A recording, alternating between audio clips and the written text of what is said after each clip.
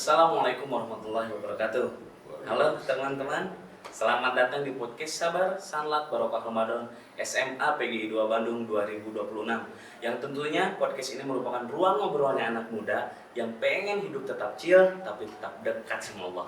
Bareng saya Muhammad Remy Noval selaku host yang insya Allah akan menemani kalian beberapa menit ke depan. Yang mudah-mudahan semoga Allah selalu menjaga hati kita dari hal-hal yang bikin jauh dari Allah ya. Atau kalian mungkin lagi ngerasa hektik, ada masalah, capek dan segala macam, santai. Yuk, dengerin podcast ini. Di sini kita akan slow talk aja, tapi insya Allah akan tetap sambil mericak iman tentunya. Di episode terakhir kali ini, kita bakal bahas sesuatu yang spesial, yang tentu masih dekat banget sama hidup anak muda, akan tetapi mungkin bagi anak muda zaman sekarang itu jarang dibahas. Apa sih tema kali ini? Yaitu tentang krisis identitas siapa sih aku di pandangan Allah. Nah, tentu saja hari ini saya nggak sendirian. Saya kedatangan tamu spesial yang beliau merupakan seseorang yang dikenal dengan tausiah dan motivasi-motivasinya yang sangat luar biasa membangun. Dan beliau juga merupakan mubalik nasional yang insya Allah para pemirsa teman-teman juga mengenal siapa beliau. Penasaran kan siapa? Nah, maka dari itu sebelum kita masuk ke pengenalan dan juga acara kita, insight yang akan diberikan oleh narasumber kita nanti, jangan lupa untuk selalu tekan tombol subscribe, like, dan share-nya karena insya Allah mudah-mudahan ini akan sangat bermanfaat bukan hanya untuk kita saja, akan tetapi untuk khalayak umum yang insya Allah ketika kalian nanti meng-share yang mendapat insight masukan pengetahuan itu bukan hanya kita aja, tapi lebih banyak orang yang mengetahui, maka akan lebih bagus lagi orang yang mendapatkan ilmunya nanti. Nah, seperti yang tadi saya sudah sampaikan di awal bahwasanya narasumber hari ini merupakan orang yang sangat terkenal. Beliau merupakan Bapak Kiai Ustadz Dudi Mutakin. Assalamualaikum Ustadz. Waalaikumsalam warahmatullahi wabarakatuh. Bagaimana? Sehat? Alhamdulillah. Sehat dah, gede gini ya. Insya Allah kalau nggak gede gini nggak sehat ya. Betul. Tapi jangan pernah punya rumah di gang ya, malah asup nih. Sempit. Insya Allah mudah-mudahan Ustadz rumahnya ya di Asia Afrika lah. Oh boleh di Jalan Asia Afrika, boleh Ustadz. Ustadz terima kasih sebelumnya karena sudah menyempatkan untuk hadir di podcast ini yang kebetulan ini merupakan episode terakhir di Sanlat Ramadan ini. Mudah-mudahan Ustadz nanti ya saya yakin lah Ustadz mah udah biasa dengan acara kayak gini ya. Tapi insya Allah di tengah kesibukan Ustadz yang saya juga tahu kesehariannya penuh gitu ya dengan acara, tapi masih menyempatkan hadir ke sini. Terima kasih banyak. Alhamdulillahirobbilalamin.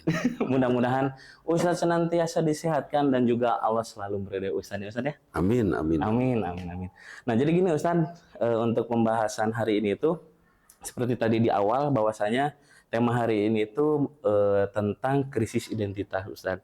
Yang mana anak muda zaman sekarang itu mungkinnya Gen Z itu atau Gen Z itu sedang di tahap fase pencarian jati diri. Nah akan tetapi mereka kadang merasa seperti hilang arah gitu Ustadz. Nah menurut Ustadz bagaimana nih ketika adanya tren-tren yang seperti ini itu Ustadz? Sebetulnya jati diri itu sudah ada bagi kita yang faham. Satu, saya anak ibu saya. Apa yang saya lakukan taat ke ibu. Pada saat di sekolah, saya siswa. Taat kepada apa yang diaturkan oleh lembaga pendidikan. Pada saat saya bermain, saya seorang yang harus berperan. Ya berperan, memberikan pengaruh baik pada semua teman. Udah. Dan begini, Kang Hilmi pernah minta dilahirkan tidak? Oh enggak dong. Dan Umi juga kan nggak minta yang gini yang lahir. Ya, mintanya mah kebayang nanti siga Michael Jackson gitu kan. Datang tuh segede kieu. Oke. Karena kita tidak pernah minta lahir, terus siapa yang nyuruh kita hadir? Allah tentunya. Oke, itu yang pertama, tanya, ya Allah, untuk apa engkau hadirkan saya di dunia ini? Anak muda harus mampu menjawab itu. Kenapa? Karena itu start yang bisa membuat dia jelas melangkah ke arah mana. Jadi yakinkan dulu, wa ma khalaqtul jinna wal insa illa liya'buduni. Yakinkan dulu itu. Dan mudah-mudahan lembaga pendidikan kita ini, PGI ini ya bisa mengajarkan dan mengingatkan, memberitahu ke anak-anak, tugas kamu tuh ibadah guys, bukan apa-apa. Kapan kerasanya bahwa tugas kita itu ibadah? seumur begini nih. Setelah saya masuk usia 42 ini, saya mulai merasakan bahwa benar ternyata memang ibadah itu. Umur 70 kan? Saya 42. Masih lama Ustaz. Oke. Oh, setelah itu saya tahu. Terus sementara ini buat apa gitu ya? Saya jadi ini, jadi itu, ngumpulin ini, ngumpulin itu, beli ini, beli itu. Buat apa? Yang akhirnya benda-benda yang saya kumpulkan itu dia pergi, dia rusak, atau saya tinggalkan, atau saya jual, atau fungsinya tidak bisa saya manfaatkan. Seorang kakek kaya, dia punya mobil 5, dia teka pakai. Karena udah nggak boleh kemana-mana, fungsinya udah nggak berguna. Saya di rumah, Kang Hilmi ada ini, ada treadmill buat olahraga ya. Sekarang dokter udah ngelarang. Karena saya kalau jalan harus dituntun. Kamu kebayang pakai treadmill dituntun, kan? Lucu benernya.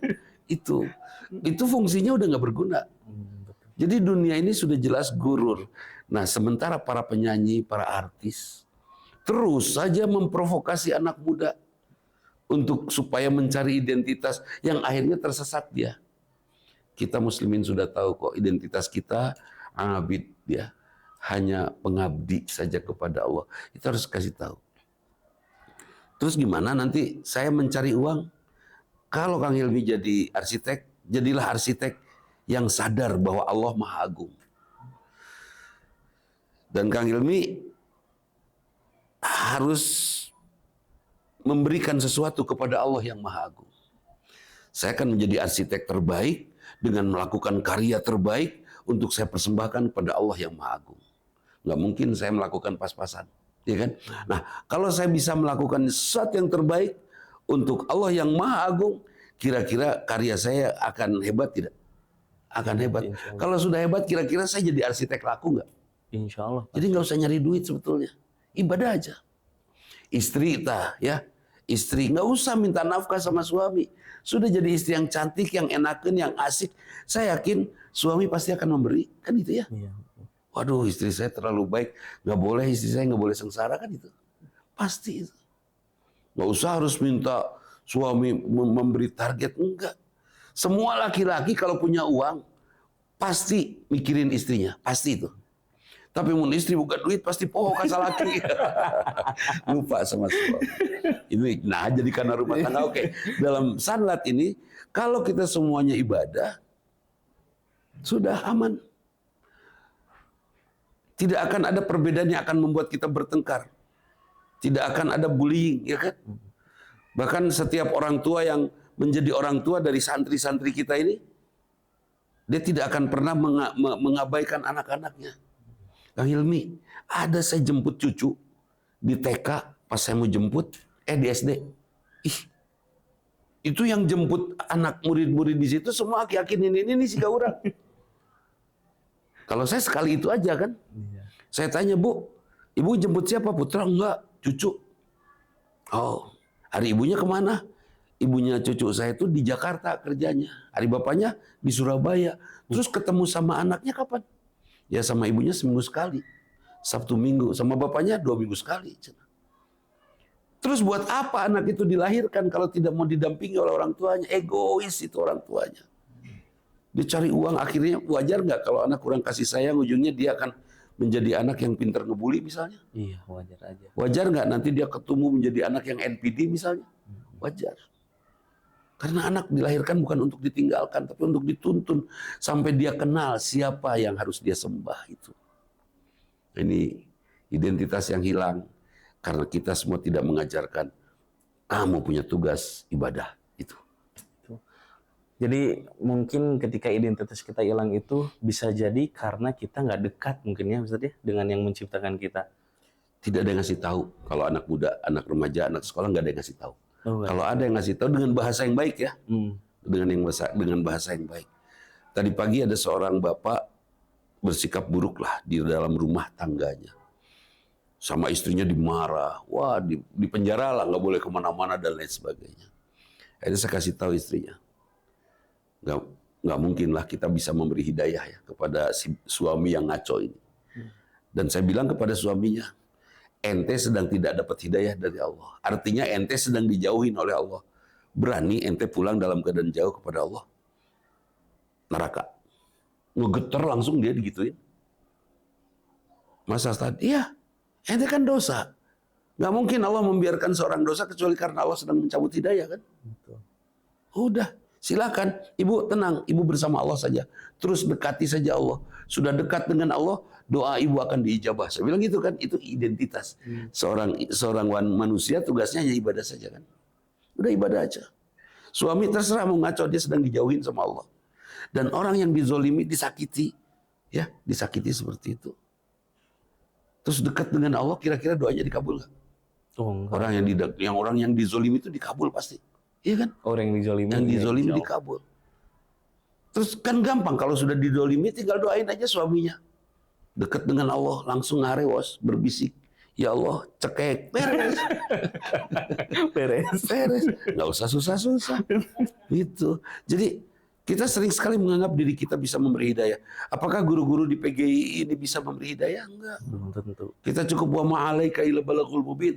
Tugasmu menyampaikan sejelas-jelasnya. Nah, para artis, para penyanyi itu membawakan lagu tentang dulu Chrisye tentang identitas ya, Chrisye siapa lagi? Dito Rolis ya tentang identitas diri. Atau banyak para penyanyi di generasi saya banyak sekali. Kenapa harus dicari? Udah jelas kalau kita hamba kan itu ya. Iya, itu. Lalu bagaimana Ustadz kalau misalkan kita mencari identitas diri itu dari perspektif dunia gitu? Boleh nggak kira-kira? Boleh. Oh, boleh. Kira-kira kenapa tuh? Kan ada orang yang menganggap bahwasanya udah nggak usah mikirin dunia lah, biar dunia aja yang ngejar kita gitu. Ya betul, dunia simpan di belakang kita, kejar ridha Allah, dunia ngejar kita. Tapi bagaimana dunia ngejar kita kalau kita nggak ngejar ridha Allah? Bagaimana dunia ngejar kita kalau kita masih simpan dunia di depan? Iya betul. Buat saya, ini handphone di meja. Saya nggak akan nyari kan handphone ke tempat lain seperti saya bilang tadi. Kalau saya ini handphone jelas di meja terus saya nyari ke kolong meja, ke atas, kemana saya nyari Cilepeng kan? Bodoh. Jelas di dia. Iya. Nah, rizki itu sudah jelas di Allah kan? Gak usah minta ke suami. Udah jelas kok rizkinya di Allah. Gak usah. Asal menang angin. Gak usah minta ke suami. Biar ke Allah saja. Ya. Bagaimana supaya saya bisa dapat handphone ini? Saya dekati mejanya. Karena rizki di Allah, bagaimana saya supaya dapat rizki itu? Saya dekati Allahnya. Mendekati Allah itu bukan sederhana. Bukan diam di masjid, wiridan, baca Quran saja. Tapi melakukan pekerjaan, tugas, amanah dari Allah sebaik-baiknya. Jadi guru, oke, saya tidak akan jadi guru asal-asalan karena murid ini semua ciptaan Allah dan saya dapat tugas dari Allah, maka saya akan jaga semua titipan dari Allah dengan sebaik-baiknya, kan gitu. Oke, saya sebagai suami, istri saya dari Allah, saya akan jaga semua amanah ini.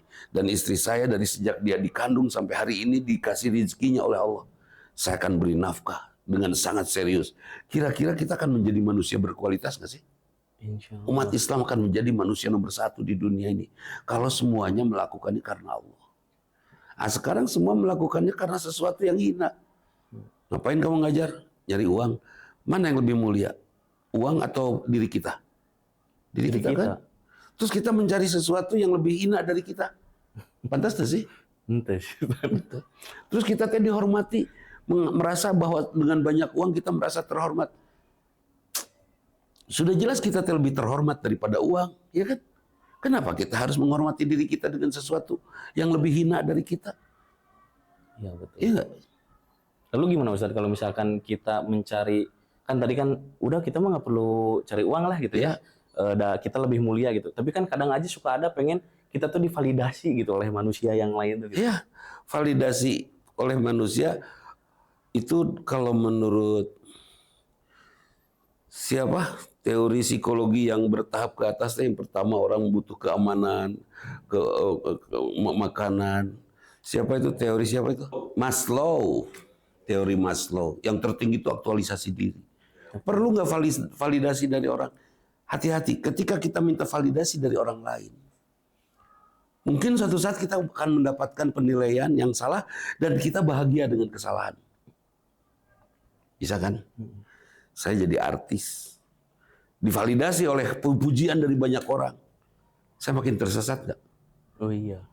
Saya ingat ada seorang ustazah di Bandung ini. Dia dipuji lagi ngumpul gini, tiba-tiba ada jamaah, teteh makin cantik aja. Langsung wajahnya memerah. Udah bodas kan, jadi memerah. Udah mun hidung mah geneuk. Abu. Ungu. Ungu. Itu apa? Wajahnya memerah langsung. Maaf, saya akhiri. Pergi weh. Dia nggak mau dipuji, saya tanya, teh, kunaon? Bubar? Enggak, cenah. Ya Allah. Dia mendapatkan validasi dari orang lain, pujian. Tapi dia tahu bahwa pujian akan membuat dirinya rusak. Memuji itu harus. Saya punya kegiatan sehari-hari memuji. Saya datang ke sini, saya bahagia ngelihat PGI yang luar biasa, menarik sekali. Saya ngelihat guru-guru, kelihatan sekali tapak sujud nantinya. Dia raradu karena tehal. Saya ngelihat saroleh semua. Saya bahagia karena saya memuji. Tapi ketika kita dipuji, ada takabur pada diri kita. Nah, validasi ini akan membuat seorang takabur. Itu validasi boleh saja sih, tapi dengan punya harta kita akan dihormati oleh orang lain. Kita sudah menempatkan rasa hormat yang salah. Mending dihormatinya abadi. Kalau punya harta itu dihormati saat punya, ketika tidak punya dia dihina. Tapi kalau saya dihormati karena akhlak mulia, seumur hidup itu akan terhormat kan gitu ya. Seperti itu. Berarti sebetulnya muji itu boleh nggak sih Ustaz sebetulnya? Muji mah boleh, kudu. Tapi Sami Allahu liman hamidah itu perintah memuji itu. Allah mendengar orang yang memuji. Memuji Allah dan memuji semua ciptaannya. Tapi jangan di depan dia, cukup dalam hati kita. Ya, saya puji itu Bapak Salahuddin Hasibuan. Itu sampai dia pernah ngomong gini, coba tebak, saya orang Sunda atau orang Jawa? Puguna dan Medan. Gitu. Saya puji itu. Dengan memuji beliau, saya bahagia. Karena pada dasarnya kebahagiaan itu adalah kemampuan memuji. Itu bahagia. Saya tidak akan minta bahagia dari teman. Saya tidak minta orang lain baik. Saya tidak akan titipkan kebahagiaan saya kepada pihak luar diri saya. Saya akan buat diri saya bahagia sendiri. Caranya, ya, saya bisa mempersepsi sesuatu dengan baik. Mungkin Pak Kepala tahu persis, kalau saya makan bebas ya, tidak dipilih. Alah, saya nggak suka ini, saya nggak suka ini. Nggak ada ayah gabres. Selama itu namanya makanan. Itu pilih-pilih. Hasilnya tetap sehat. Dan sekarang saya menjadi tampan, dermawan, dan nyaris punah. Gesrek banget. Gesrek banget. Itu.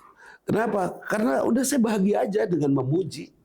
Nah, sementara pada saat dipuji, saya pernah bikin majelis di geologi, di Gedung Sate, di sini ya, di belokan sini, masjid apa ini? Belokan Sudirman, terus di Muhajirin. Saya bikin majelis, makin banyak jamaahnya. Sudah mulai banyak yang memuji, saya berhenti. Selalu gitu. Kata teman-teman, tim, Pak kenapa berhenti? Nggak usah, tidak bisa. Ini bisa menjerumuskan saya ke dalam kultus bahaya. Yang lebih parah lagi, Neng, ada pasangan suami istri datang ke rumah, menyerahkan anaknya buat saya. Mengkanding lucu, coba. Bukan saya nggak mau nerima, karena saya paham betul bahwa nanti saya harus kilir ya, bagi-bagi waktu istri pertama dengan istri kedua.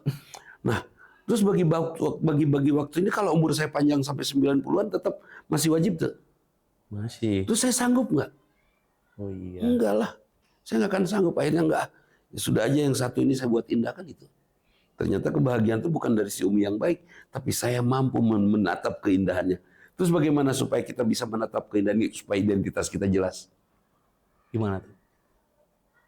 Gampang nggak memuji istri? Gampang. Wah, saya udah gampang kene. Gampang kene. Emang susah ngomong gitu. Ada saat-saat kita sulit memuji pasangan kita. Kapan? Ketika kita sombong. Oh iya, betul. Dan ciri orang sombong adalah orang yang nyalahin orang lain. Padahal kan kesalahan mah biasa. Istri misalnya ngarendos cabai dina kasur salah tuh. Salah. Beresan lah geus, udah anak tuh salah. Bebas, mangga ibu bebas mau ngarendos di kasur, mau ngagoreng di kamar, mangga. Aman? Aman. Nggak usah jadi susah kan itu. Ngan beresan nih, udah. Udah. Nah, ketika kita nganggap salah sampai marah-marah, itu kita sedang sombong. Pada saat sombong kita bisa nggak melihat keindahannya? Enggak sih, Ustaz. Keramek bisa nggak melihat keindahannya? Nggak bisa. Kenapa dalam sholat Allahu Akbar, sami Allahu liman hamidah, banyak takbirnya? Kita ditekan untuk tidak sombong. Allah Maha Besar. Supaya apa? Supaya kita tahu Allah Ar-Rahman Ar-Rahim. Supaya kita tahu bahwa Allah pengasih penyayang. Kalau kita sudah tahu Allah pengasih penyayang, kita merasa ada tumor nih di ginjal saya. Oh, ya kayaknya Allah sedang mengampuni saya, insya Allah. Saya ikhlas ya Allah, saya ikhlas insya Allah. Oh, ini ada ini di sini. Insya Allah ikhlas. Sudah beres. Ciri-ciri keikhlasan orang yang sakit apa? Menerima dan menyerahkan semuanya ke dokter. Dia nggak ikut campur mikirin sakitnya. Oh, segananya tumor teh akarna kadio. Terus kadio terus keluar. Cangkel. Itu belum ikhlas itu. Cirinya orang ikhlas apa? Saya menerima ini hadiah dari Allah, mangga ya Allah. Saya akan taat kepada ilmu yang kau titipkan kepada para dokter itu. Itu. Gitu. Lalu kembali lagi mungkin Ustadz ya, tadi kan bahwasanya kata Ustadz itu bahwasanya identitas diri kita itu sebetulnya sudah ada mungkin sejak kita lahir sebetulnya. Betul. Karena kita Hamba. beribadah. Betul. Nah lalu bagaimana kalau kita tuh merasa diri kita itu sebetulnya penuh dosa gitu? Apakah masih layak nggak kita sebetulnya dicintai oleh Allah? Ketika seorang bertanya, layakkah saya dicintai oleh Allah? Dia beriman nggak? Saya bilang, layakkah saya dicintai oleh Allah? Nah, ketika saya ngomong gitu, saya beriman nggak? Enggak kayaknya ya. Kan sedang bertanya, kenapa? Kayak nggak yakin gitu sama Allah. Tapi yakin Allah ada. Oh yakin. Itu iman namanya. Saya dicintai nggak ya sama Allah? Saya diampuni nggak ya sama Allah? Padahal saya banyak dosa, itu sedang beriman nggak? Berarti sedang Yang beriman. tidak beriman itu mikir gitu. Oh iya betul. Nggak mikir seketik acan. Dia malah nggak takut sama Allah. Malah dia nggak takut tidak dicintai, nggak takut dia. Kan gitu ya. Nah, jadi pada saat dia merasa bahwa Allah sayang nggak ya sama saya? Udah pada saat itu beriman. Pada saat hadir keimanan, ada jutaan ampunan yang akan Allah anugerahkan. Catat itu. Innal hasanata tudhibna sayyi'at. Sesungguhnya kebaikan sholat itu menghapuskan dosa. Kebaikan sholat itu menghadirkan iman. Dan kebaikan iman itu menghapuskan dosa. Udah diampuni belum dosa? Udah, jangan buruk sangka, nganggap Allah pedit. Nganggap Allah tidak mengampuni. Sudah, kita sudah diampuni tadi sholat subuh. Sholat. Ya sudah, itu sudah diampuni oleh Allah. Ya kan? Setiap sholat akan membuat kita mendapatkan ampun, kecuali musyrik. Kecuali memang sudah kafir, kan gitu. Yang musyrik seperti apa? Seperti yang nyembah Nyi Roro Kidul, tak musyrik. Ya itulah. Musyrik. Enggak, saya enggak nyembah Nyi Roro Kidul, itu hanya simbol aja. Yang menjadikan simbol-simbol kemusyrikan itu jadi kebawa musyrik itu. Ya terserah lah ya. Tapi yang jelas, kita sudah diampuni. Teman-teman saya, itu ngaos, ngaji, tato di mana-mana sampai kereta nabrak beca tuh tato nanti. Wow, komplit itu. Ada tato gambar taman itu. Taman. Cina, saya pengen masuk surga, saya gambar dulu Taman Firdaus. Si Eta. Dia merasa ketika diinsafkan, dia hijrah ceritanya teh, pengen bertobat. Pertanyaannya sama, Allah nerima nggak ya? Ketika kita nanya Allah nerima nggak ya, Allah sudah terima, pasti. Yang tidak akan Allah ampuni itu mereka nutu inget-inget acan, teta. Nggak inget sama dosa sedikit pun, tidak ingat sama Allah. Barang siapa orang dalam dirinya masih ada doa, barang siapa orang dalam dirinya masih ada Allah, maka mustahil bagi dia untuk masuk neraka kecuali dibersihkan. Gitu. Tapi gimana Ustadz? Mungkin kan ketakutan anak muda zaman sekarang itu ketika dia tahu nih dirinya dalam keadaan salah, ingin berubah, tapi ketika ingin berubah secara total tuh nanti takut ditinggalkan sama teman-temannya karena merasa circle-nya nggak akan menerima dia. Ya, lagi. betul, banyak sekali seperti itu. Karena pemahaman ini juga di sekolah-sekolah mudah-mudahan di PGI diterapkan ya, diajarkan untuk mengenalkan bahwa mending dijauhi oleh sejuta teman daripada dijauhi oleh satu Allah.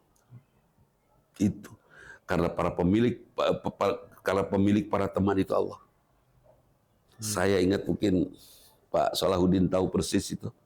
Waktu saya mau menikah dulu saya berdoa, saya tidak punya pacar, nggak punya teman perempuan khusus. Malah nggak ada lah, saya nggak jauh sama perempuan. Bukan saya senang laki-laki, Tapi nggak tersepek gitu ya, lihat mubazir gitu, buang-buang waktu dan merusak aktivitas kan.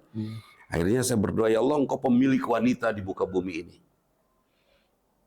Engkau tahu siapa saya hari ini, nanti, dan kelak. Dan karena Engkau pemilik wanita itu, ya Allah, berikan kepada saya satu hamba-Mu, ya Allah, untuk mendampingi saya, yang akan mengerti saya sekarang, nanti, dan kelak. Jangan lupa ya Allah, kualitas ekspor dapat dong. Gelis pisan harita. Gelis harita ayeuna gelis kene. Kalem. Nah, terus memang salah sih doanya, berikan kepada saya ya Allah satu saja hamba-Mu. Coba dua aja. Diijabahna dua. Tapi saya dapatnya satu.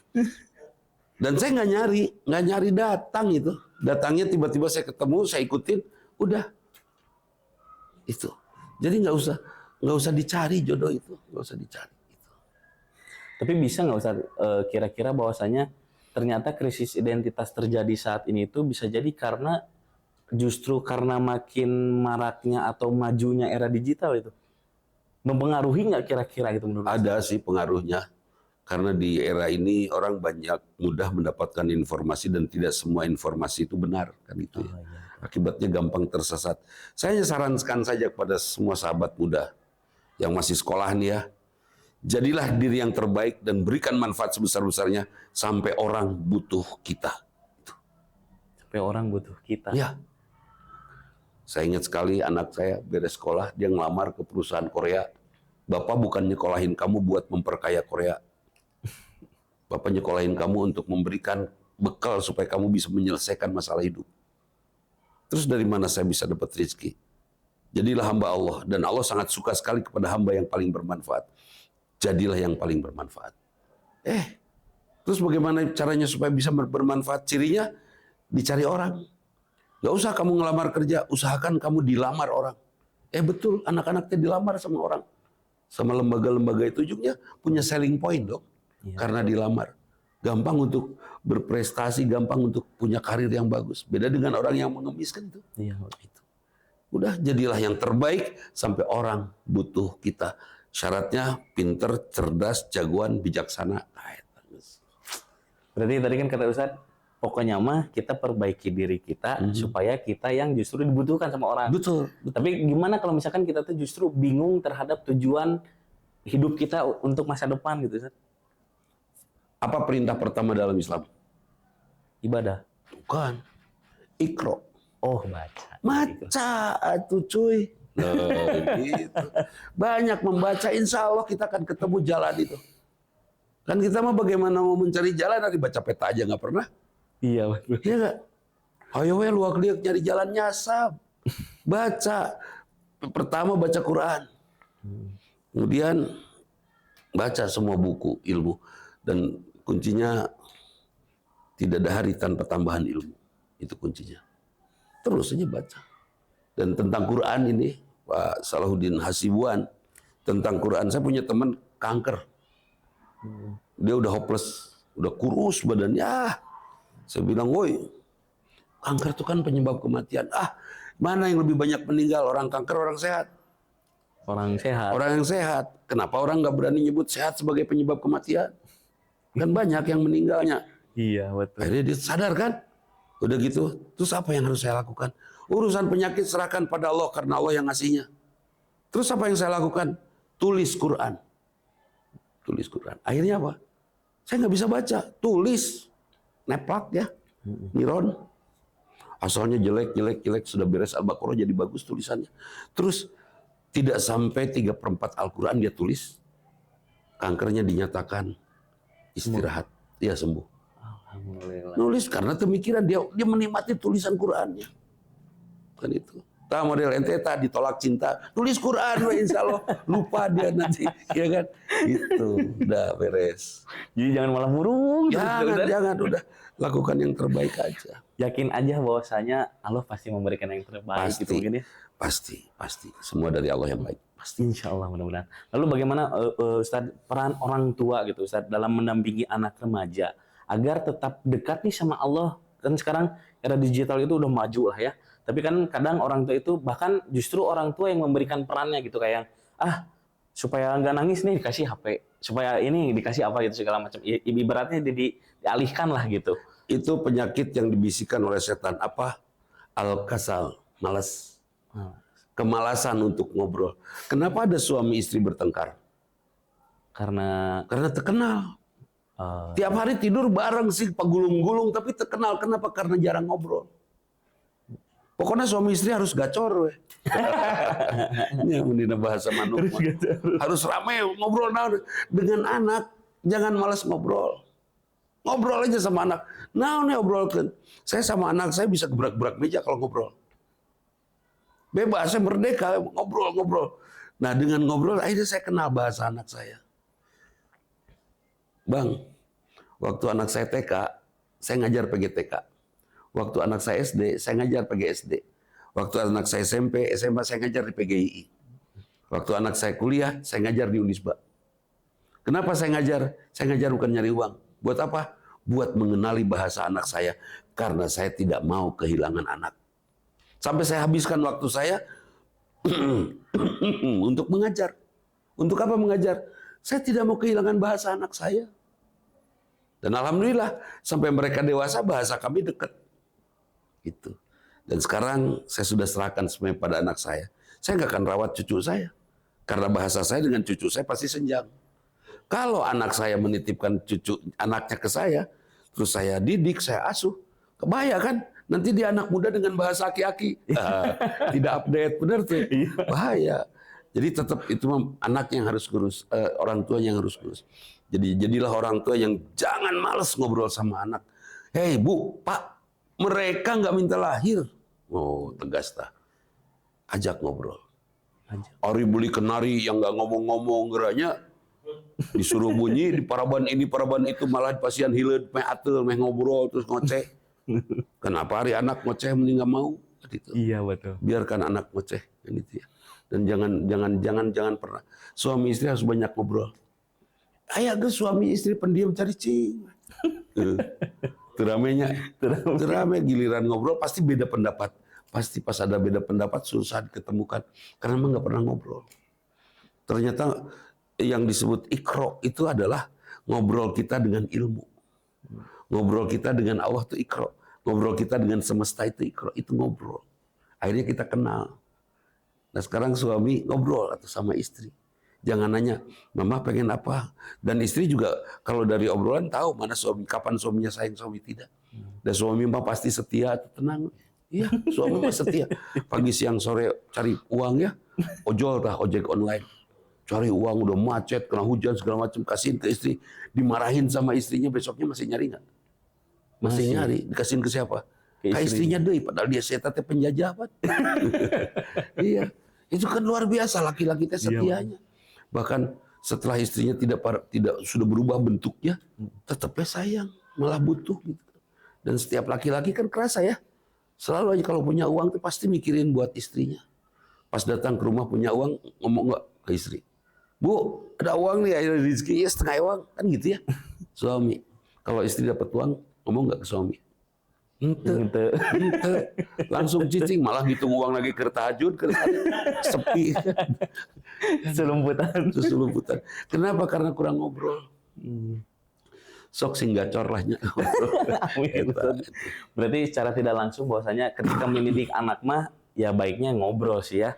Apalagi suami dan istri, karena mendidik anak mah bukan tugas ibu, bukan tugas ayah, dua-duanya gitu ya. Dua-duanya dapat amanah. Dua-duanya dapat amanah. Betul. Karena secara tidak langsung pun ketika kita ibadah, baik itu sholat atau ngaji, itu sebetulnya kita kan lagi ngobrol juga ya. Ngobrol dengan Allah, betul. Jadi ya Masya Allah, ternyata mencari identitas itu bukan hanya dengan pembuktian jati diri saja mungkin. Betul. Tapi bisa jadi dengan bertanya kayak gini juga. Ya, ngobrol lah. Ngobrol dengan diri sendiri, dengan banyak orang. Bahkan kita membaca ya. Membaca dengan banyak hal. Kita baca. Saya melihat ada suatu saat ada pengemis minta uang. Saya nggak ada uang di mobil.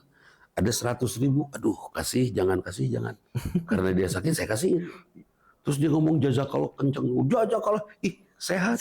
Saya merasa ketipu. Waktu itu saya langsung berdoa, ya Allah, Engkau pemilik dia. Saya ngerasa ketipu sama dia, ya Allah. Pokoknya mau nyaho gantian 1 miliar. Itu terjadi.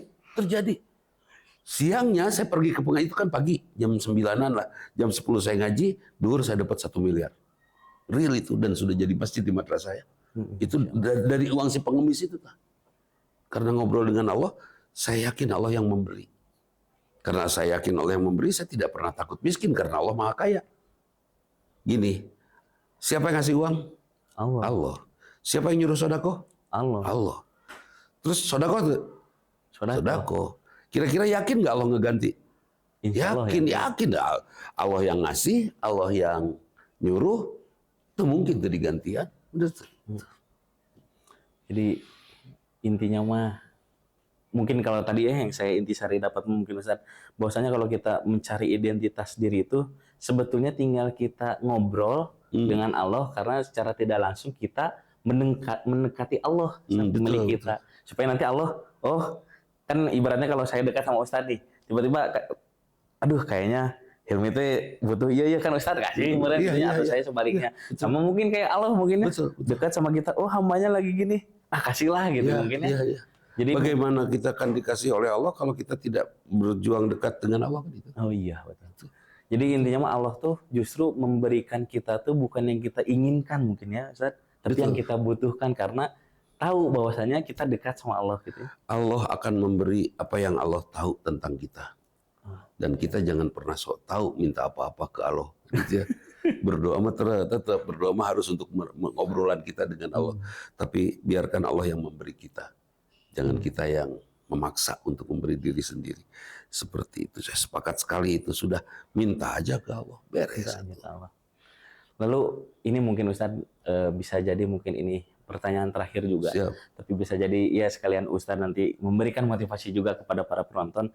Apa sih pesan gitu pamungkas dari Ustadz tentang topik kita krisis identitas pada saat ini tuh, tentang pencarian jati diri itu bagaimana gitu, atau pesan dari Ustadz kepada para penonton bagaimana seseorang yang sedang hilang arah lalu menemukan jalan pulangnya itu. Masya Allah. Pertanyaan teh dijawabnya 3 semester gitu. Iya. Iqra bismi rabbikal ladzi khalaq. Baca. Kita sudah memiliki identitas yang jelas karena kita ditugaskan untuk ibadah. Jangan cari-cari lagi. Kuatkan identitas kita sebagai hamba. Nggak usah cari-cari yang lain. Pengen diakuin orang lain, nggak usah. Nggak usah. Kalau kita minta diakui oleh orang lain berarti Masya Allah, kita sedang tidak punya rasa percaya diri. Dan siapa orang yang sering tersesat? Mereka yang tidak punya rasa percaya diri. Saya pernah jalan dengan Ustadz Salahuddin Hasibuan dari Jakarta. Dan dia tidak tahu kalau remnya blong. Ya, tahu-tahu di jalan tol ya waktu itu. Dan saya sadar betul, ini rem blong. Cara mengendarai kendaraan seperti apa saya tahu persis waktu itu. Kenapa saya membaca? Baca. Ya, kita jelas kok identitas. Ketika kita tahu keadaan kita, apa kurang kita, insya Allah ya di PGI ini Masya Allah diajarkan banyak hal untuk mengenali Allah. Bahkan semua bidang ilmu akan disandarkan kepada Allah. Dan diusahakan seperti itu ya. Matematika apa urusannya dengan tauhid, matematika apa urusannya terus apa, semua akan disandarkan kepada Allah. Ini akan sangat luar biasa. Jadi saran saya kepada sahabat-sahabat muda, nggak usah cari-cari identitas dan nggak usah minta pengakuan orang lain. Mending diakui oleh Allah saja. Sudah jadi hamba Allah yang terbaik saja. Mari kita buktikan. Kalian yang sekarang sekolah di SMA kelas 9, 10, 11, 12. Buktikan 15 tahun yang akan datang, kalian yang minta penghargaan teman tidak akan lebih sukses dari kalian yang dihargai oleh Allah. Pasti. Gitu. Amin. Gitu. Masya Allah, berarti kalau kita misalkan memang pengen maju, maka cukuplah diakui oleh Allah ya. Hasbunallah wa ni'mal wakil. Tidak perlulah kita validasi dari manusia. Nggak usah. Dan manusia yang memberikan nilai untuk validasi buat kita juga belum tentu terhormat. Iya, betul. Belum tentu manusia mulia. Iya, betul. Karena belum tentu dengan dipuji oleh manusia pun kita akan bagus di mata Allah mungkin. Betul, belum tentu. Masya Allah, bahwasanya hari ini saya benar-benar jadi, karena ngobrol juga dengan Ustadz, jadi cara tidak langsung saya juga jadi menemukan jati diri saya, bahwasanya oh ternyata selama ini saya ngajar di sini di PGI, kebetulan guru PAI juga, ternyata ilmu saya masih jauh dari Ustadz. Umur. Sebetulnya saya baca duluan, nanti belakangan gitu aja. Iya kan, urusannya kan itu. Nah baik, kalau begitu teman-teman, alhamdulillah hari ini kita juga sudah mendengar sama-sama bahwasanya tadi krisis identitas itu bisa jadi muncul karena kita jarang ngobrol, kita jarang berkomunikasi dengan Allah, sehingga tentu saja bagaimana Allah akan mendekati kita kalau kitanya pun tidak mendekati Allah. Nah, maka saya selalu teringat bahwasanya wajar bahwasanya ketika kita merasa hidup itu berat, karena setiap harinya pun kita kan selalu membaca Al-Fatihah yang di dalamnya itu ada ihdinas siratal mustaqim, tunjukkanlah saya jalan yang lurus. Nah, saya selalu menganggapnya itu Ustaz, oh ihdinas siratal mustaqim. Ya Allah, ketika Allah akan menunjukkan jalan yang lurus itu, pasti nggak akan semena-mena Allah langsung tunjukkan. Pasti Allah belokkan dulu gitu kan ya. Cuman yang jadi intinya kita mampu untuk tetap lurus atau enggak gitu. Allah pasti kok ngasih jalan yang lurus, tapi kita mau membuka matanya atau enggak gitu mungkin Ustaz ya. Kalau mungkin untuk quotes tentang identitas diri ini. Jadi alhamdulillah, terima kasih sekali lagi Ustaz karena sudah menyempatkan hadir dan memberikan insight yang sangat luar biasa kepada kita dan juga pemirsa di rumah. Sekaligus ini sebagai penutup, karena ini merupakan episode terakhir juga di podcast Sabar Sanlat Barokah Ramadan 2026 ini, yang mudah-mudahan insya Allah baik acara apapun itu nanti kita akan senantiasa hadirkan orang-orang yang luar biasa untuk memberikan insight kepada kita. Maka dari itu jangan lupa untuk selalu pantengin aja media sosial kita, baik itu Instagram, TikTok maupun YouTube dengan nama SMA PGI 2 Official, yang tentunya insya Allah nanti akan di-share bagaimana kegiatan keseharian kita ataupun tentang event-event yang akan datang. Sekali lagi saya haturkan terima kasih kepada Ustadz. Mudah-mudahan Ustadz selalu disehatkan dan selalu dilindungi dan diberkahi oleh Allah. Amin. Baik Ustadz, kita ataupun para pendengar semua. Terima kasih. Mohon maaf apabila ada kesalahan. Jazakumullahu khairan katsira.